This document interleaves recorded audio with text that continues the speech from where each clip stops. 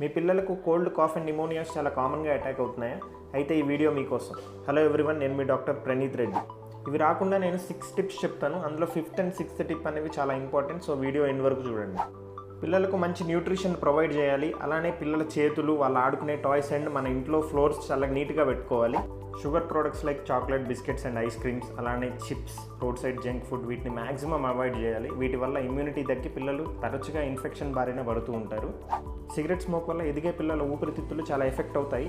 So ఇంట్లో ఎవరైనా smoke చేసే వాళ్ళు ఉంటే దయచేసి ఇంట్లో కానీ కార్లో కానీ స్మోక్ చేయడం అవాయిడ్ చేయండి. అండ్ అలానే ఇంట్లో ఎవరికైనా ఫీవర్, కోల్డ్, కాఫ్ ఉంటే దయచేసి పిల్లల్ని ముట్టుకునే ముందు హ్యాండ్ వాష్ అనేది తప్పనిసరిగా చేసుకోండి. అలానే మాస్క్ ధరించండి.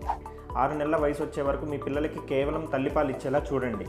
పౌడర్ పాలు ఇచ్చిన పిల్లలతో కంపేర్ చేస్తే తల్లిపాలు ఇచ్చిన పిల్లలు are less prone for infections and 4 times less likely to die from pneumonias. పిల్లల్లో కామన్గా నిమోనియాస్ కాజ్ చేసే ఆర్గానిజమ్స్కి అగేన్స్ట్గా